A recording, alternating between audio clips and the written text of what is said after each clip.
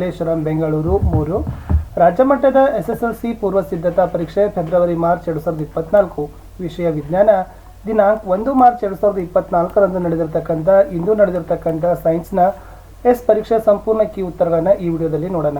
ದಯಮಾಡಿ ವಿಡಿಯೋನ ಲೈಕ್, ನಿಮ್ಮ ಫ್ರೆಂಡ್ ಸರ್ಕಲ್ಗೆ ಶೇರ್ ಹಾಗೂ ಫಸ್ಟ್ ಟೈಮ್ ವಾಚ್ ಮಾಡ್ತಿದ್ರೆ ಸಬ್ಸ್ಕ್ರೈಬ್ ಜೊತೆಗೆ ಬೆಲ್ ಐಕಾನ್ ಅನ್ನು ಒತ್ತಲಿಕ್ಕೆ ಮಾತ್ರ ಮರೆಯದಿರಿ ಅಂತ ಹೇಳ್ತಾ, ಭೌತ ವಿಜ್ಞಾನದಲ್ಲಿ ಬಹು ಆಯ್ಕೆ ಪ್ರಶ್ನೆಗಳಲ್ಲಿ ಮೊದಲ ಪ್ರಶ್ನೆ, ಬಿಳಿ ಬೆಳಕಿನ ರೋಹಿತದಲ್ಲಿ ಅತಿ ಹೆಚ್ಚು ಬಾಗುವ ಬಣ್ಣ ಯಾವುದು ಅಂತ ಕೇಳಿದ್ರು.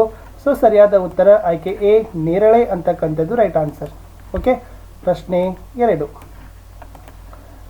ಕಾಂತ ಧ್ರುವಗಳ ನಡುವೆ ಪರಸ್ಪರ ಆಕರ್ಷಣೆ ಉಂಟಾಗುವುದನ್ನು ಪ್ರತಿನಿಧಿಸುವ ಸರಿಯಾದ ಚಿತ್ರ ಕೇಳಿದ್ರು. ಚಿತ್ರ ಪಿ, ಚಿತ್ರ ಕ್ಯೂ, ಆಮೇಲೆ ಈ ಕಡೆ ಚಿತ್ರ ಆರ್ ಮತ್ತು ಚಿತ್ರ ಎಸ್ ಅಂತಕ್ಕಂಥದ್ದಿದೆ. ಆಲ್ರೆಡಿ ನಿಮ್ಮ ಕ್ವಶನ್ ಪೇಪರಲ್ಲಿ ಕೂಡ ನೀವು ಅದನ್ನು ಅಬ್ಸರ್ವ್ ಚೆನ್ನಾಗಿ ಮಾಡಿದ್ದೀರಿ. ಇದರಲ್ಲಿ ಸರಿಯಾದ ಉತ್ತರ ಇರತಕ್ಕಂಥದ್ದು ಆಯ್ಕೆ ಸಿ, ಚಿತ್ರ ಆರ್ ಅಂತಕ್ಕಂಥದ್ದು ಸರಿ ಇದೆ. ಮುಂದಿನ ಪ್ರಶ್ನೆ 1 ಅಂಕದ ಪ್ರಶ್ನೆಗಳು. ಬೆಳಕಿನ ವಕ್ರೀಭವನದ ಪರಿಣಾಮದಿಂದ ಜರುಗುವ ಯಾವುದಾದರೂ 2 ನೈಸರ್ಗಿಕ ವಿದ್ಯಮಾನಗಳನ್ನು ತಿಳಿಸಿ. ಆಲ್ರೆಡಿ ನಾವು ಬಹಳಷ್ಟು ಈ ಕ್ವಶನ್ಸನ್ನು ಹಾಕಿದ್ದೀವಿ. ಕಾಮನು ಬಿಲ್ಲು ಉಂಟಾಗುವಿಕೆ, ನಕ್ಷತ್ರಗಳು ಮಿನುಗುವಿಕೆ. ಅಪಾಯದ ಸಂಕೇತ ದೀಪಗಳು ಕೆಂಪು ಬಣ್ಣದಲ್ಲಿರ್ತವೆ ಏಕೆ ಅಂತ 4ನೇ ಪ್ರಶ್ನೆ ಇದೆ. ಉತ್ತರ, ಕೆಂಪು ಬಣ್ಣ ಅತಿ ಹೆಚ್ಚು ತರಂಗ ದೂರವನ್ನು ಹೊಂದಿದೆ, ಹೀಗಾಗಿ ಅಪಾಯದ ಸಂಕೇತ ದೀಪವಾಗಿ ಬಳಸ್ತೀವಿ. 5 ಸೌರಕೋಶ ಎಂದರೇನು?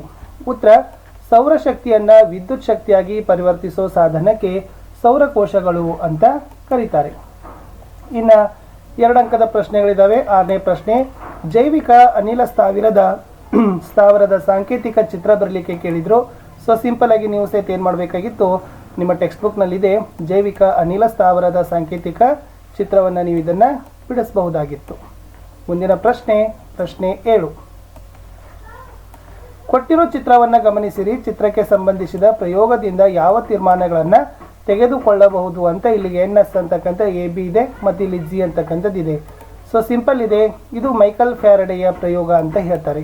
ಅಂದರೆ ವಾಹಕಕ್ಕೆ ಹೊಂದಿಕೊಂಡ ಕಾಂತಕ್ಷೇತ್ರ ಬದಲಾದಾಗ ವಾಹಕದಲ್ಲಿ ವಿದ್ಯುತ್ ಚಾಲಿತ ಬಲ ಪ್ರೇರಣೆಯಾಗ್ತದೆ.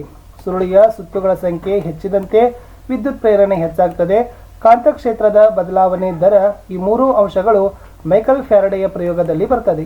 ಪ್ರಶ್ನೆ 8, ಒಬ್ಬ ನೇತ್ರತಜ್ಞರು ಸಾಮರ್ಥ್ಯ +3D ಇರುವ ದೃಷ್ಟಿ ಸರಿಪಡಿಸುವ ಮಸೂರವನ್ನು ಒಬ್ಬ ವ್ಯಕ್ತಿಗೆ ಸೂಚಿಸಿದ್ದಾರೆ.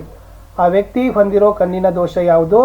ಈ ಮಸೂರದ ವಿಧ ಯಾವುದು? ಮತ್ತೆ ಇದೇ ಮಸೂರದ ಸಂಗಮ ದೂರ ಎಷ್ಟು ಅಂತ ನಿಮಗೆ ಕ್ವಶನ್ ಕೇಳಿದ್ರು.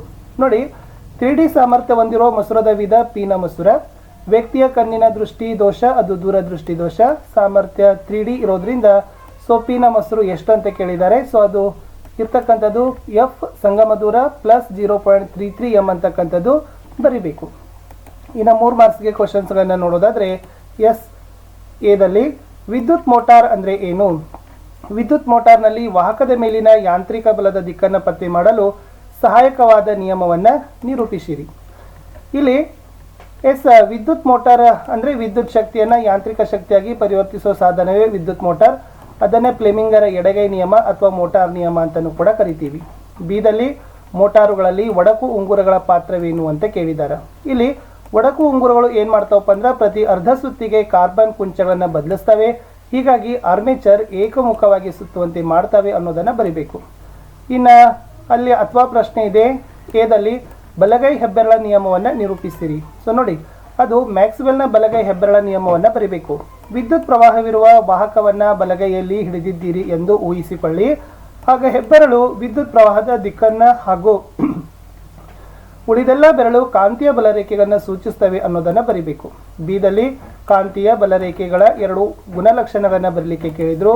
ಸೊ ಆಲ್ರೆಡಿ ಅವು 2 ಕಾಂತೀಯ ಬಲರೇಖೆಗಳು ಒಂದಕ್ಕೊಂದು ಛೇದಿಸೋದಿಲ್ಲ. ಕಾಂತೀಯ ಬಲರೇಖೆಗಳು ಉತ್ತರ ಧ್ರುವದಲ್ಲಿ ಉತ್ಸರ್ಜಿತವಾಗಿ ದಕ್ಷಿಣ ಧ್ರುವದಲ್ಲಿ ವಿಲೀನಗೊಳ್ತವೆ. ಕಾಂತದ ಒಳಭಾಗದಲ್ಲಿ ಕಾಂತದ ದಕ್ಷಿಣ ಧ್ರುವದಿಂದ ಉತ್ತರ ಧ್ರುವದೆಡೆಗೆ ಕಾಂತೀಯ ಬಲರೇಖೆಗಳಿರ್ತವೆ. ಕಾಂತ ಧ್ರುವಗಳಲ್ಲಿ ಕಾಂತೀಯ ರೇಖೆಗಳ ಸಾಂದ್ರತೆ ಹೆಚ್ಚಿರ್ತದೆ. ಕಾಂತೀಯ ಬಲರೇಖೆಗಳು ಆವೃತ್ತ ಜಾಲಗಳಾಗಿವೆ ಅನ್ನೋದನ್ನು ಬರೀಬೇಕು. ಸಿದಲ್ಲಿ ಸೊಲೆನೈಡ್ನಲ್ಲಿ ಕಾಂತಕ್ಷೇತ್ರವನ್ನು ಹೆಚ್ಚು ಮಾಡುವ 2 ವಿಧಾನಗಳು ಯಾವುವು ಅಂತ ಕೇಳಿದ್ದಾರೆ. ಅಲ್ಲಿ ಫಸ್ಟ್ ಒಂದು ತಂತಿ ಸುರುಳಿಯ ಸುತ್ತುಗಳ ಸಂಖ್ಯೆಯನ್ನು ಹೆಚ್ಚಿಸೋದು, ವಿದ್ಯುತ್ ಪ್ರವಾಹದ ದರವನ್ನು ಹೆಚ್ಚಿಸೋದು ಅಂತ ಬರೀಬೇಕು. ಇನ್ನು ಮುಂದಿನ ಪ್ರಶ್ನೆಗೆ ಹೋಗೋಣ. ಪ್ರಶ್ನೆ ಇರ್ತಕ್ಕಂಥದ್ದು S10. ಒಂದು ವಸ್ತುವನ್ನು ನಿಮ್ನ ದರ್ಪಣದ C ಮತ್ತು F ನಡುವೆ ಇರಿಸಿದಾಗ ಪ್ರತಿಬಿಂಬ ಉಂಟಾಗುವಿಕೆಯನ್ನು ತೋರಿಸೋ ರೇಖಾಚಿತ್ರವನ್ನು ಬರೀರಿ. ಈ ರೇಖಾಚಿತ್ರದ ಸಹಾಯದಿಂದ ಉಂಟಾದ ಪ್ರತಿಬಿಂಬದ ಸ್ಥಾನ ಮತ್ತು ಸ್ವಭಾವಗಳನ್ನು ತಿಳಿಸಿ ಅಂತ ಕೇಳಿದ್ದಾರೆ.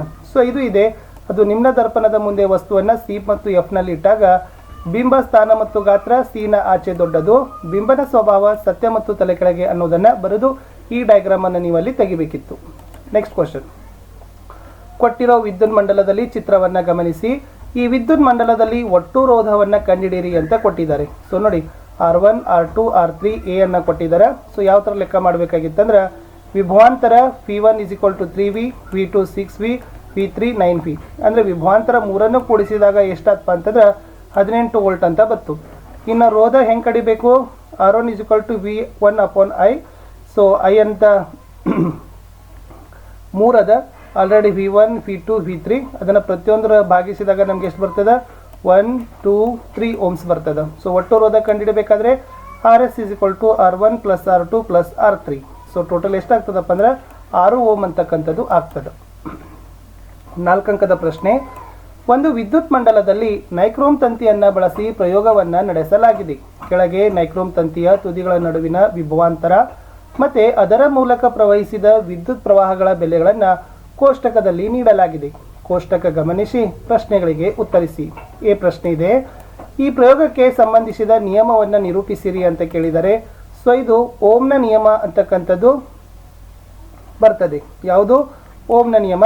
ಸ್ಥಿರ ತಾಪದಲ್ಲಿ ವಿದ್ಯುತ್ ಮಂಡಲದಲ್ಲಿನ ಲೋಹದ ತಂತಿಯ ನಡುವಿನ ವಿಭವಾಂತರ ಫಿಯು ಅದರ ಮೂಲಕ ಹರಿಯುವ ವಿದ್ಯುತ್ ಪ್ರವಾಹಕ್ಕೆ ನೇರ ಅನುಪಾತದಲ್ಲಿರ್ತದೆ ಅನ್ನೋದು ಓಮ್ನ ನಿಯಮ.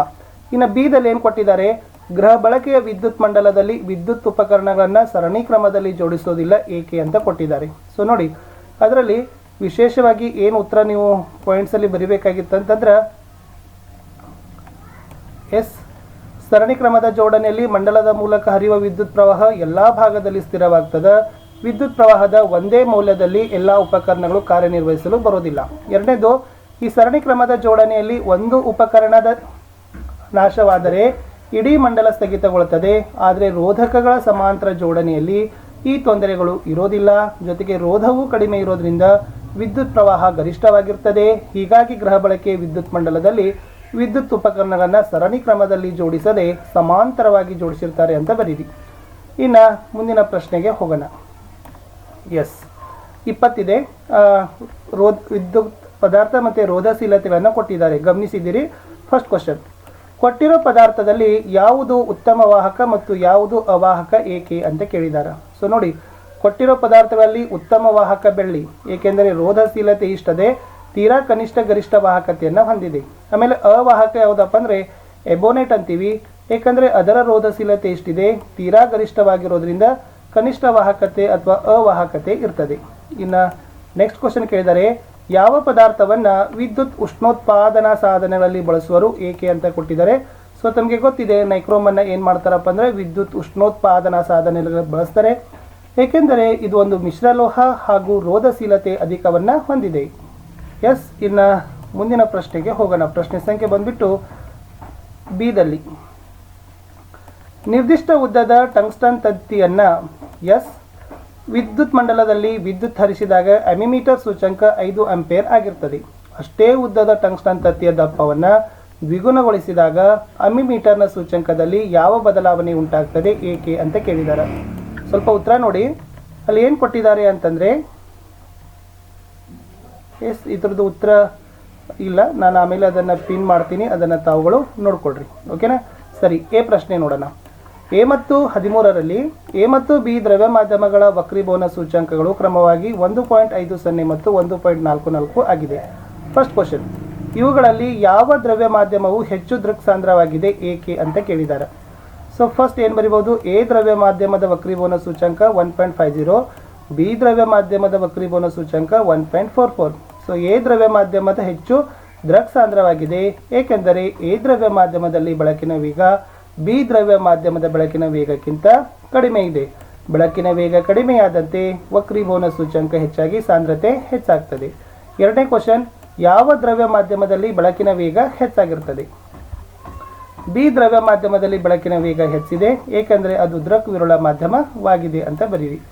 ಇನ್ನು ಬಿ ಪ್ರಶ್ನೆ, ಒಂದು ಮಸೂರದಿಂದ ಪಡೆದ ವಸ್ತುವಿನ ಪ್ರತಿಬಿಂಬದ ವರ್ಧನೆ -1 ಆಗಿದೆ. ಈ ಪ್ರತಿಬಿಂಬ ಪಡೆಯಲು ಬಳಸಬೇಕಾದ ಮಸೂರ ಯಾವುದು? ಈ ಪ್ರತಿಬಿಂಬದ ಸ್ಥಾನ, ಸ್ವಭಾವ, ಗಾತ್ರವನ್ನು ತಿಳಿಸಿ ಅಂತ ಕೇಳಿದ್ದಾರೆ. ಸೊ ನೋಡಿ, ಮಸೂರದಿಂದ ಪಡೆದ ಪ್ರತಿಬಿಂಬದ ವರ್ಧನೆ -1 ಆಗಿದ್ರೆ ವರ್ಧನೆಯ ಮೌಲ್ಯ ಋಣಾತ್ಮಕವಾಗಿರ್ತದೆ. ಸತ್ಯ ಪ್ರತಿಬಿಂಬ. ಇದನ್ನು ಪಡೆಯಲು ಬಳಸಬೇಕಾದ ಮಸೂರ ಪಿನ ಮಸೂರ. ಈ ಪ್ರತಿಬಿಂಬದ ಸ್ಥಾನ, ಗಾತ್ರ ಮತ್ತು 2f1 ನಲ್ಲಿಟ್ಟಾಗ ಸೊ ಅದರ ಗಾತ್ರ ಮತ್ತು ಬಿಂಬ ಸ್ವಭಾವನ ಈ ಥರ ಆಗಿರ್ತದೆ. ಇಷ್ಟು ಫಿಸಿಕ್ಸ್ನ ಉತ್ತರ ಇತ್ತು. ಇನ್ನು ಕೆಮಿಸ್ಟ್ರಿ ಭಾಗಕ್ಕೆ ಹೋಗೋಣ. ಸೊ ಕೆಮಿಸ್ಟ್ರಿದಲ್ಲಿರ್ತಕ್ಕಂಥದ್ದು ಬಹಳ ಸರಳವಾಗಿರ್ತಕ್ಕಂಥದ್ದಿತ್ತು, ಬಟ್ ನೀವು ಅದನ್ನು ಚೆನ್ನಾಗಿ ನೋಡ್ಕೊಂಡು ಹೋಗಬೇಕು. CuO+H2 Cu+H2O ಈ ರಾಸಾಯನಿಕ ಕ್ರಿಯೆಯಲ್ಲಿ ಅಪಕರ್ಷಣಗೊಂಡಿರೋ ವಸ್ತು ಅಂತ ಕೇಳಿದರೆ ಸೊ ತಮ್ಮೆಲ್ಲರಿಗೂ ಗೊತ್ತಿದೆ CuO ಅನ್ನೋದು ರೈಟ್ ಆನ್ಸರ್. ನೆಕ್ಸ್ಟ್ 15 ಬೆಂಜಿನ್ನ ಸರಿಯಾದ ರಚನೆ ಅಂದರೆ ಅಂತ ಕೇಳಿದರೆ ಯಾವ ರಚನೆ ಸರಿಯಾಗಿದೆ ಅಂತ ಕೇಳಿದರೆ ಆಪ್ಷನ್ ಡಿ ಅಂತಕ್ಕಂಥದ್ದು ಸರಿಯಾಗಿರ್ತಕ್ಕಂಥದ್ದು ಇದೆ. ಆಧುನಿಕ ಆವರ್ತಕ ನಿಯಮವನ್ನು ಬರಲಿಕ್ಕೆ ಹೇಳಿದರು. ಎಸ್, ಆಧುನಿಕ ಆವರ್ತಕ ನಿಯಮ ಧಾತುಗಳ ಲಕ್ಷಣಗಳು ಮತ್ತು ಅವುಗಳ ಪರಮಾಣು ಸಂಖ್ಯೆಗೆ ಅನುಗುಣವಾಗಿ ಆವರ್ತನೀಯ ಪುನರಾವರ್ತನೆ ಆಗಿವೆ ಅನ್ನೋದನ್ನು ಹೇಳಬೇಕಿತ್ತು. 17ನೇ ಪ್ರಶ್ನೆ, ಕೆಳಗೆ ನೀಡಿರೋ ಎರಡು ದ್ರಾವಣಗಳಲ್ಲಿ ನೀಲಿ ಲಿಟ್ಮಸ್ ಕಾಗದ ಮತ್ತು ಕೆಂಪು ಲಿಟ್ಮಸ್ ಕಾಗದವನ್ನು ಪ್ರತ್ಯೇಕವಾಗಿ ಅದ್ದಿದಾಗ ಯಾವ ಬದಲಾವಣೆ ವೀಕ್ಷಿಸಬಹುದು? ಕಾರಣ ಕೊಡಿ. ದ್ರಾವಣ ಎಕ್ಸ್, ದ್ರಾವಣ ವೈ ಅಂತಕ್ಕಂಥದ್ದು ಕೊಟ್ಟಿದ್ರು. ಉತ್ತರ ದ್ರಾವಣ ಎಕ್ಸ್ ಮೆಗ್ನೀಸಿಯಂ ಹೈಡ್ರಾಕ್ಸೈಡ್ ಇದೆ, ಇದು ಪ್ರತ್ಯಾಮ್ಲೀಯ ದ್ರಾವಣ. ಕೆಂಪು ಲಿಟ್ಮಸ್ ಅನ್ನ ನೀಲಿ ಲಿಟ್ಮಸ್ನಲ್ಲಿ ಯಾವುದೇ ಬದಲಾವಣೆ ಇಲ್ಲ. ದ್ರಾವಣ ವೈ ಅಸಿಟಿಕ್ ಆಮ್ಲ, ಇದೊಂದು ದುರ್ಬಲ ಆಮ್ಲವಾಗಿದ್ದು ನೀಲಿ ಲಿಟ್ಮಸ್ ಅನ್ನ ಕೆಂಪು ಬಣ್ಣವಾಗಿ, ಕೆಂಪು ಲಿಟ್ಮಸ್ನಲ್ಲಿ ಯಾವುದೇ ಬದಲಾವಣೆ ಆಗೋದಿಲ್ಲ ಅನ್ನೋದನ್ನು ನೀವು ಬರಿಬೇಕು. ಇನ್ನು ನೆಕ್ಸ್ಟ್ ಮುಂದಿನ ಪ್ರಶ್ನೆಗೆ ಹೋಗೋಣ. ಪ್ರಶ್ನೆ ಸಂಖ್ಯೆ 18. ಸೊ ಕೊಟ್ಟಿರ್ತಕ್ಕಂಥ ಚಾರ್ಟ್ಗಳ ಮೇಲೆ ಪ್ರಶ್ನೆ ಇದೆ. ನಿಮ್ಮ ಆಯ್ಕೆಗೆ ಕಾರಣ ಕೊಡಿ ಅಂತ ಕೇಳಿದರೆ ಸೊ ಇದಕ್ಕೆ 18ರಲ್ಲಿ ಏನು ಕಾರಣ ಆಗ್ತದಪ್ಪ ಅಂತಂದರೆ ಅದು ಮೂರನೇ ಆವರ್ತದ ಧಾತುಗಳಾಗಿದ್ದಾವೆ. ಕಡಿಮೆ ಪರಮಾಣು ಗಾತ್ರ Cl, ಅಧಿಕ ಪರಮಾಣು ಗಾತ್ರ ಧಾತು Na. ಒಂದೇ ಆವರ್ತದಲ್ಲಿ ಮುಂದೆ ಸಾಗಿದಂತೆ ಪರಮಾಣು ಗಾತ್ರ ಕಡಿಮೆ ಆಗ್ತದ. ಬಿ ಪ್ರಶ್ನೆ, ಆಧುನಿಕ ಆವರ್ತಕ ಕೋಷ್ಟಕದ ಒಂದೇ ಗುಂಪಿನಲ್ಲಿ ಧಾತುಗಳು ಲೋಹೀಯ ಗುಣವು ಹೇಗೆ ಬದಲಾಗ್ತದೆ? ಈ ಬದಲಾವಣೆಗೆ ಕಾರಣ ಕೊಡಿ. ಸೊ ನೋಡಿ, ಆಧುನಿಕ ಆವರ್ತಕ ಕೋಷ್ಟಕದ ಒಂದೇ ಗುಂಪಿನಲ್ಲಿ ಕೆಳಗೆ ಬಂದಂತೆ ಲೋಹೀಯ ಗುಣ ಹೆಚ್ಚಾಗ್ತದೆ, ಏಕೆಂದರೆ ಗುಂಪಿನ ಕೆಳಗೆ ಬಂದ ಧಾತುಗಳು ಪ್ರಬಲ ಲೋಹಗಳಾಗುತ್ತಾ ಹೋಗ್ತವೆ. 3 ಅಂಕದ ಪ್ರಶ್ನೆ, ತಾಮ್ರದ ಶುದ್ಧೀಕರಣದಲ್ಲಿ ಬಳಸುವ ವಿದ್ಯುತ್ ವಿಭಜನೆಯ ದ್ರಾವಣವನ್ನು ಹೆಸರಿಸಿ. ಲೋಹಗಳ ಸಂಕ್ಷಾರಣವನ್ನು ತಡೆಗಟ್ಟೋ ವಿಧಾನಗಳು. ಸೊ ಅದರಲ್ಲಿ ಫಸ್ಟ್ ಏನು ಬರೀಬೇಕಾಗಿತ್ತಪ್ಪ ಅಂದ್ರೆ ತಾಮ್ರದ ಸಲ್ಫೇಟ್, ಆಮೇಲೆ ಸಂಕ್ಷಾರಣ ತಡೆಗಟ್ಟುವ ಹಂತಗಳು ಗ್ರೀಸ್ ಹಚ್ಚೋದು, ಬಣ್ಣ ಬಳಿಯೋದು, ಸತುವಿನ ಲೇಪನ, ಎಣ್ಣೆ ಸವರುವುದು. ನೆಕ್ಸ್ಟ್ ರಾಸಾಯನಿಕ ಸಮೀಕರಣಗಳನ್ನು ಸರಿದೂಗಿಸಿ ಅಂತ ಕೇಳಿದ್ರು. 20ನೇ ಪ್ರಶ್ನೆ. ಸೊ 20ನೇ ಪ್ರಶ್ನೆಯಲ್ಲಿ ಈ ಮೂರು ಏನಾಗಿದ್ದಾವಪ್ಪ ಅಂದ್ರೆ ರಾಸಾಯನಿಕ ಸಮೀಕರಣಗಳನ್ನು ಸರಿದೂಗಿಸಿ ಕೊಟ್ಟಿದ್ದೀವಿ. ಇನ್ನು ನೆಕ್ಸ್ಟ್ ಈ ರಾಸಾಯನಿಕ ಸಮೀಕರಣಗಳನ್ನು ಬರೀಬೇಕಾಗಿತ್ತು. ಸೂರ್ಯನ ಬೆಳಕಿನಲ್ಲಿ ಬೆಳ್ಳಿಯ ಕ್ಲೋರೈಡ್ ಬೆಳ್ಳಿ ಮತ್ತು ಕ್ಲೋರಿನನ್ನು ಉಂಟು ಮಾಡ್ತದೆ. ಸೊ ಇದನ್ನು ಬರೀತಕ್ಕಂಥದ್ದು ತುಂಬಾ ಈಸಿಯಾಗಿತ್ತು. ಎರಡರಲ್ಲಿ ಯಾವುದಾದ್ರೂ ಒಂದಿತ್ತು, ಅದನ್ನು ಫಸ್ಟ್ ಒನ್ ಏನು ಮಾಡಿದ್ದಾರೆ ಅಂತಂದ್ರಲ್ಲಿ ಬರೆದಿದ್ದಾರೆ. ಇನ್ನು ನೆಕ್ಸ್ಟ್ ಮುಂದೆ ಹೋಗೋಣ. ಲೋಹದ ಮೇಲೆ ಹಬೆಯ ವರ್ತನೆಯನ್ನು ತೋರಿಸ್ತಕ್ಕಂಥ ಉಪಕರಣಗಳ ಜೋಡಣೆ ಚಿತ್ರ ಬರೆದು ಲೋಹದ ಚೂರು ಮತ್ತು ನಿರ್ಗಮನ ನಾಳಗಳನ್ನು ಗುರುತಿಸಿರಿ. ಸೊ ಆಲ್ರೆಡಿ ನಿಮಗೆ ಗೊತ್ತಿದೆ ಇಲ್ಲಿ, ಓಕೆನಾ. ಸೊ ಇದು ಲೋಹದ ಚೂರು ಇದೆ, ಆಮೇಲೆ ಇದು ನಿರ್ಗಮನ ನಾಳ ಅಂತಕ್ಕಂಥದ್ದು. ಸೊ ತಾವೇನು ಮಾಡಬೇಕಾಗಿತ್ತಪ್ಪ ಅಂತಂದರೆ ಇದನ್ನು ಡಯಾಗ್ರಾಮನ್ನು ಬಿಡಿಸಬೇಕಿತ್ತು. ಇನ್ನು 4 ಅಂಕದ ಪ್ರಶ್ನೆಯಲ್ಲಿ 22 KLMN ದ್ರಾವಣಗಳ ಬಗ್ಗೆ ಇದೆ. ಸೊ ಅಲ್ಲಿ ಏನು ಉತ್ತರ ಬರೀಬೇಕಾಗಿತ್ತಪ್ಪ ಅಂದರೆ ಅತಿ ಹೆಚ್ಚು ಹೈಡ್ರೋಜನ್ ಅಯಾನು ಹೊಂದಿರೋ ದ್ರಾವಣ ಎನ್ ದ್ರಾವಣ, pH ಮೌಲ್ಯ 3. ಅತಿ ಹೆಚ್ಚು ಹೈಡ್ರಾಕ್ಸೈಡ್ ಅಯಾನು ಹೊಂದಿರೋ ದ್ರಾವಣ ಎಂ ದ್ರಾವಣ, pH ಮೌಲ್ಯ 13. ಸೊ ಬಿದಲ್ಲಿರ್ತಕ್ಕಂಥ ಪ್ರಶ್ನೆಗಳನ್ನು ಕೇಳಿದ್ದಾರೆ. ಸೊ ಬಿದಲ್ಲಿರ್ತಕ್ಕಂಥ PQRS ವಸ್ತುಗಳು ಯಾವುವು ಅಂತ ಇತ್ತು. ಅದರಲ್ಲಿ ಪಿ ವಸ್ತು ಸೋಡಿಯಂ ಕ್ಲೋರೈಡ್ನ ಬ್ರೈನ್ ದ್ರಾವಣ, ಕ್ಯೂ ವಸ್ತು ಕ್ಲೋರಿನ್, ಆರ್ ವಸ್ತು ಸೋಡಿಯಂ ಹೈಡ್ರಾಕ್ಸೈಡ್ ಪ್ರತ್ಯಾಮ್ಲೀಯ ದ್ರಾವಣ, ಎಸ್ ವಸ್ತು ಕ್ಯಾಲ್ಸಿಯಂ ಆಕ್ಸಿಕ್ಲೋರೈಡ್ನ ದ್ರಾವಣ. ಇನ್ನು ನೆಕ್ಸ್ಟ್ 5 ಅಂಕಕ್ಕೆ ಪ್ರಶ್ನೆ ಇದೆ. ಒಂದು ಅನುರೂಪ ಶ್ರೇಣಿಯಲ್ಲಿನ ಮೊದಲ ಸದಸ್ಯ ಮೆಥನಾಲ್. ಇದೇ ಸರಣಿಯ 2 ಮತ್ತು 3ನೇ ಸದಸ್ಯರ ಹೆಸರನ್ನು ಹೆಸರಿಸಿ ಅನುಸೂತ್ರ ಬರೆಯಿರಿ ಅಂತ ಕೇಳಿದ್ರು. ಸೊ ಅದರಲ್ಲಿ ಏನು ಬರೀಬೇಕಾಗಿತ್ತಪ್ಪ ಅಂತಂದರೆ ಎಸ್ ಪ್ರೋಪೆನಾಲ್ಗಳನ್ನು ಬರೀಬೇಕಾಗಿತ್ತು. ಮುಂದಿನ ಪ್ರಶ್ನೆ ಬಿದಲ್ಲಿರ್ತಕ್ಕಂಥದ್ದು C2H4 ಮತ್ತು C2H6 ಅನುಸೂತ್ರವನ್ನು ಹೊಂದಿರೋ ಕಾರ್ಬನ್ ಸಂಯುಕ್ತಗಳಲ್ಲಿ ಸಂಕಲನ ಕ್ರಿಯೆಗೆ ಒಳಪಡಿಸಬಹುದಾದ ಸಂಯುಕ್ತ ಯಾವುದು? ಸೂಕ್ತ ಸಮೀಕರಣದೊಂದಿಗೆ ಈ ಕ್ರಿಯೆ ಬರೀರಿ ಅಂತ ಕೇಳಿದ್ರು. ಅದು C2H2 ಅಂತ ಇತ್ತು. ಸೊ ಅದನ್ನು ತಾವು ಈ ಥರ ಏನು ಮಾಡಬೇಕಾಗಿತ್ತಪ್ಪ ಅಂದರೆ ಸಮೀಕರಣವನ್ನು ಈ ಥರ ಬರೀಬೇಕಿತ್ತು. ಆಲ್ರೆಡಿ ನಿಮ್ಮ ಪುಸ್ತಕದಲ್ಲಿ ಕೊಟ್ಟಿದ್ದಾರೆ, ಯಾರು ಓದಿದ್ದಾರೆ ಅವ್ರಿಗೆ ಉತ್ತರಗಳು ಬೇಗನೆ ಏನಾಗ್ತಾವಪ್ಪ ಅಂದ್ರೆ ಹೊಳಿತಾವ, ಮತ್ತು ಉತ್ತರಗಳು ಇದೇ ಪಾಠದ ಪ್ರಶ್ನೆ ಅಂತಲೂ ಕೂಡ ಗೊತ್ತಾಗ್ತದೆ. 24 ಜೀವಶಾಸ್ತ್ರದ ಪ್ರಶ್ನೆ. ಸ್ನಾಯು ಕೋಶಗಳಲ್ಲಿ ಆಕ್ಸಿಜನ್ ಕೊರತೆಯಿಂದ ನಡೆದ ಉಸಿರಾಟದಲ್ಲಿ ಉಂಟಾಗುವ ಉತ್ಪನ್ನಗಳಂತ ಕೇಳಿದರೆ ಅದರಲ್ಲಿ ಸಿ ಲ್ಯಾಕ್ಟಿಕ್ ಆಮ್ಲ ಮತ್ತು ಶಕ್ತಿ. ನೆಕ್ಸ್ಟ್ ರಚನಾನುರೂಪಿ ಅಂಗಗಳು ಅಂದರೆ ಏನು ಅಂತ ಕೇಳಿದ್ದಾರೆ. 25ನೇ ಪ್ರಶ್ನೆ. ಎ ಅಂಗಗಳ ರಚನೆ ಒಂದೇ ಆಗಿದ್ದು ಕಾರ್ಯ ಭಿನ್ನ. ಮುಂದಿನ ಪ್ರಶ್ನೆ ಸಸ್ಯಗಳ ದೇಹದಲ್ಲಿ ಬಾಷ್ಪ ವಿಸರ್ಜನೆ ಪ್ರಕ್ರಿಯೆ ಅಂತ ಕೇಳಿದ್ದಾರೆ. 26ನೇದು ಬಿ ಝೈಲಮ್ ಅಂಗಾಂಶದಲ್ಲಿ ನೀರಿನ ಸ್ತಂಭ ಏರ್ಪಡಿಸಲು ಸಹಾಯಕ. ನೆಕ್ಸ್ಟ್ ಲೈಂಗಿಕ ರೀತಿಯ ಸಂತಾನೋತ್ಪತ್ತಿ ನಡೆಸುವ ಪ್ರಾಣಿಯಲ್ಲಿ 39 ಜೋಡಿ ವರ್ಣತಂತುಗಳಿವೆ. ಆಗ ಈ ಪ್ರಾಣಿಯ ಯುಗ್ಮಜದಲ್ಲಿರುವ ವರ್ಣತಂತುಗಳ ಸಂಖ್ಯೆ ಅಂತ ಕೇಳಿದ್ರು ಈ 39 ಅನ್ನೋದನ್ನು ಬರೀರಿ. ಇನ್ನು ಎಸ್ ನಿಮಗೆ ಇರ್ತಕ್ಕಂಥದ್ದು ಮುಂದಿನ ಪ್ರಶ್ನೆಗಳಿತ್ತು, ಅದು ಒಂದಂಕದ ಪ್ರಶ್ನೆ. ಕೊಟ್ಟಿರೋ ಚಿತ್ರದಲ್ಲಿ ಎ ಮತ್ತು ಬಿ ಇದೆ. ಉನ್ನತ ಪ್ರಾಣಿಗಳ ಹೃದಯಗಳಿದ್ದಾವೆ. ಅತಿ ಹೆಚ್ಚು ಉತ್ಪಾದನೆಗೆ ಸಹಾಯಕವಾದ ಹೃದಯದ ರಚನೆ ಯಾವುದು, ಏಕೆ ಅಂತ ಕೇಳಿದ್ದಾರೆ. ಸೊ ಉತ್ತರ ಬಿ, ಏಕೆಂದರೆ ಹೃದಯ 4 ಕೋಣೆಯಿಂದ ಮಾಡಲ್ಪಟ್ಟಿದ್ದು ಹೆಚ್ಚು ವಿಕಾಸ ಹೊಂದಿದೆ. ಆಮ್ಲಜನಕ ಸಹಿತ ಆಮ್ಲಜನಕ ರಹಿತ ರಕ್ತವನ್ನು ಬೇರ್ಪಡಿಸುತ್ತದೆ. 29 ಲೈಂಗಿಕ ಸಂತಾನೋತ್ಪತ್ತಿಯು ಮರಿಜೀವಿಗಳಲ್ಲಿ ಹೆಚ್ಚು ಭಿನ್ನತೆ ಉಂಟು ಮಾಡುತ್ತದೆ, ಏಕೆ ಅಂತ ಕೇಳಿದ್ದಾರೆ. ಸರಿಯಾದ ಉತ್ತರ ಲೈಂಗಿಕ ಸಂತಾನೋತ್ಪತ್ತಿಯಲ್ಲಿ ಅನುವಂಶೀಯ ವಸ್ತು ಹಂಚಿಕೆಯಾಗಿ ಪೀಳಿಗೆಯಲ್ಲಿ ಭಿನ್ನತೆಯನ್ನು ಉಂಟು ಮಾಡುತ್ತದೆ. ನೆಕ್ಸ್ಟ್ ಅಡ್ರಿನಾಲಿನ್ ಹಾರ್ಮೋನಿನ ಕಾರ್ಯ ಏನು ಅಂತ ಕೇಳಿದ್ದಾರೆ. ಸೊ ಅದು ದೇಹವನ್ನು ತುರ್ತು ಪರಿಸ್ಥಿತಿಯಿಂದ ಸಹಜ ಸ್ಥಿತಿಗೆ ತರ್ತದೆ. ನೆಕ್ಸ್ಟ್ ಪರಾಗಸ್ಪರ್ಶ ಅಂದರೆ ಏನು ಅಂತ 31ನೇ ಪ್ರಶ್ನೆ ಇದೆ. ಪರಾಗರೇಣುಗಳು ಶಲಾಕಾಗ್ರಕ್ಕೆ ವರ್ಗಾವಣೆಯಾಗುವ ಪ್ರಕ್ರಿಯೆ ಪರಾಗಸ್ಪರ್ಶ ಅನ್ನೋದು ಇತ್ತು. ಇನ್ನು ನೆಕ್ಸ್ಟ್ 3 ಅಂಕದ ಪ್ರಶ್ನೆಗಳಲ್ಲಿ ವಿಸರ್ಜನಾ ಯುವಂಗದ ರಚನೆ ಚಿತ್ರಗಳನ್ನು ಬರೀಬೇಕಾಗಿತ್ತು. ಮೂತ್ರಕೋಶವನ್ನು ಗುರುತಿಸಬೇಕಾಗಿತ್ತು. ವೆರಿ ಸಿಂಪಲ್, ಅದನ್ನು ಈ ಥರ ಬರೆದು ತಾವು ಗುರುತಿಸಬೇಕಾಗಿತ್ತು. ಇನ್ನು ಕಾಡುಗಳ ಪಾಲುದಾರರು ಯಾರು ಅಂತ ಕೇಳಿದ್ದಾರೆ. ಸೊ ಕಾಡುಗಳ ಪಾಲುದಾರರ ಬಗ್ಗೆ ಇರ್ತಕ್ಕಂಥ 4 ಪಾಯಿಂಟ್ಸ್ಗಳನ್ನು ಕೊಟ್ಟಿದ್ದೀನಿ, ಅದನ್ನು ಸ್ವಲ್ಪ ಪಾಸ್ ಮಾಡಿ ನೋಡ್ಕೊಡ್ರಿ. ಇನ್ನು ಮುಂದಿನ ಪ್ರಶ್ನೆ ಎಸ್ ಫಾಸಿಲ್ ಇಂಧನಗಳ ಬಳಕೆ ಇತ್ತು, ಅದು ಎಸ್ ನೀವು ಬಹಳಷ್ಟು ರೀತಿಯಾಗಿರ್ತಕ್ಕಂಥ ಬರೀಬಹುದಾಗಿತ್ತು. ಇನ್ನು ಮಾನವನ ನರಕೋಶದ ರಚನೆ ಚಿತ್ರ ಕೇಳಿದ್ರು 34ರಲ್ಲಿ ಇದು ರಚನೆ ಎಸ್ ಆಕ್ಸಾನ್ಗಳನ್ನು ಗುರುತಿಸಿತ್ತು, ಅದು ಕೂಡ ಭಾಳ ಸಿಂಪಲ್ ಇತ್ತು. ಇನ್ನು ನೆಕ್ಸ್ಟ್ ಇರ್ತಕ್ಕಂಥದ್ದು ಏನದಪ್ಪ ಅಂದ್ರೆ 35ನೇ ಪ್ರಶ್ನೆ ಇದೆ. ಎತ್ತರದ ಬಟಾಣಿ ಇರ್ತಕ್ಕಂಥದ್ದಿದೆ, ಚಕ್ಕರ್ ಬೋರ್ಡ್ನ ಸಹಾಯದಿಂದ ವ್ಯಕ್ತಪಡಿಸಿ ಅಂತ ಇದೆ. ಸೊ ಇದು 35ನೇ ಪ್ರಶ್ನೆಯ ಉತ್ತರ ಇಷ್ಟಿತ್ತು. ಏಕತಳೀಕರಣ ಆಮೇಲೆ ಚಕ್ಕರ್ ಬೋರ್ಡ್ಗಳನ್ನು ಬರಿಬೇಕಾಗಿತ್ತು. ಓಕೆನಾ. ಎಸ್ ಇನ್ನು ನೆಕ್ಸ್ಟ್ ಅದರಲ್ಲಿ ಹೊಸ ಪ್ರಭೇದ ಒಂದರ ಉಗಮಕ್ಕೆ ಕಾರಣವಾದ ಅಂಶಗಳು. ಜೀವಿ ಎಂದು ಗಳಿಸಿದ ಅನುಭವಗಳನ್ನು ಮುಂದಿನ ಪೀಳಿಗೆಯ ಜೀವಿಗಳಿಗೆ ವರ್ಗಾಯಿಸಲು ಸಾಧ್ಯವಿಲ್ಲ, ಏಕೆ ಅಂತ ಕೇಳಿದ್ದಾರೆ. ಸೊ ಅದರಲ್ಲಿರ್ತಕ್ಕಂಥದ್ದು ಉತ್ತರ ಪ್ರಭೇದ ಒಂದರ ಉಗಮಕ್ಕೆ ಕಾರಣಗಳು ಜೀವಿಯ ಪ್ರಜನನ ಕೋಶಗಳಲ್ಲಿ ಅಥವಾ DNA ಅಣುವಿನಲ್ಲಿ ಉಂಟಾದ ಬದಲಾವಣೆಗಳು ಮಾತ್ರ ಅನುವಂಶವಾಗಿ ಮುಂದುವರಿತಾವೆ.